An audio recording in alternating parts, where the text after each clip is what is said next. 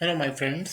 तो अभी हमने क्वेश्चन नंबर 1 देखा था रोल्स थ्योरम का। ठीक है, और हम देखने जा रहे हैं question number 2, verify Cauchy mean value theorem for the function sine x and cos x in 0 से पाई बाई 2। ठीक है, it is also a simple numerical. So हम कैसे कॉची मीन वैल्यू थ्योरम को वेरीफाई करते हैं फॉर अ फंक्शन, तो हम ये देखते हैं। ठीक है, तो हमें बेसिकली दो फंक्शन दिए होते हैं। ठीक है, तो पहला फंक्शन यहाँ पे दिया हुआ है F X is equal to sine x.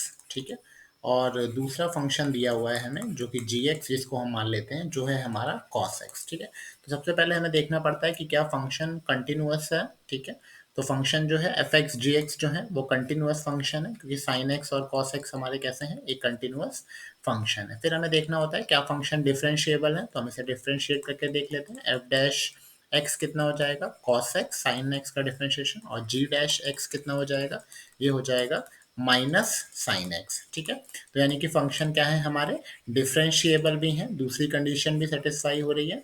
और थर्ड कंडीशन हमारी क्या होती है कि जो जी डैश एक्स है वो जीरो नहीं होना चाहिए, g dash x is not equal to zero. तो ये कंडीशन भी हमारी सेटिस्फाई हुई। अगर ये तीनों कंडीशन सेटिस्फाई होती हैं तो हमारी कॉची मीन वैल्यू थ्योरम क्या कहती हैं, ये तीन कंडीशन है जो हमारी कॉची मीन वैल्यू थ्योरम की हैं। ये लिखी हुई हैं, three conditions of Cauchy's mean value theorem are verified. ठीक है, then there exists a point C in between A B such that, ठीक है, इसका मतलब है कि अगर ये कंडीशन सेटिस्फाई होती हैं तो एक कोई पॉइंट है C जो लाई करेगा इन दोनों के बीच में, 0 और पाई बाई 2 के बीच में एक कोई पॉइंट C लाई करेगा, सच दैट, इस तरह से, such that f b minus f a divide by g b minus g a is equal to F dash c divide by g dash c. ठीक है, तो अब एफ बी माइनस एफ ए,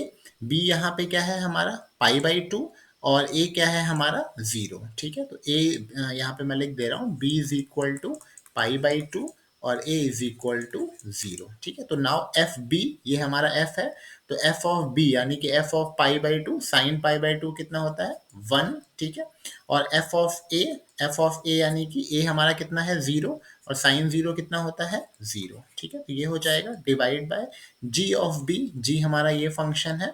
ठीक है, और बी हमारा पाई बाई 2 है, तो जी ऑफ बी यानी कि कॉस पाई बाई 2 कितना होता है, जीरो, और साइन और कॉस जीरो कितना होता है, 1। ठीक है, is equal to F dash X, तो एफ डैश एक्स कितना है हमारा, कॉस एक्स। ठीक है, और जी डैश एक्स हमारा कितना है, ये हो जाएगा हमारा एफ डैश सी।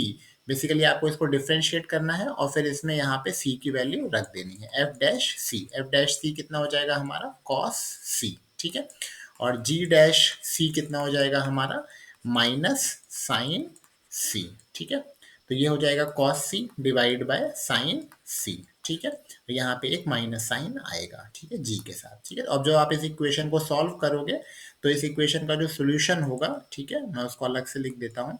तो इस इक्वेशन का सोल्यूशन कितना हो जाएगा, यहाँ पे लिख देता हूँ। ठीक है, यहाँ पे, तो इस इक्वेशन का सोल्यूशन कितना हो जाएगा, tan c is equal to 1, तो c is equal to pi by 4। ठीक है, क्योंकि वन कितना हो, टेन इनवर्स वन कितना होता है, टेन इनवर्स जो वन होता है वो होता है पाई बाई 4। ठीक है, तो क्या पाई बाई 4 जीरो और पाई बाई 2 के बीच में लाई कर रहा है, हाँ लाई कर रहा है। देखिए, क्योंकि पाई बाई 2 कितना होता है, 90 डिग्री।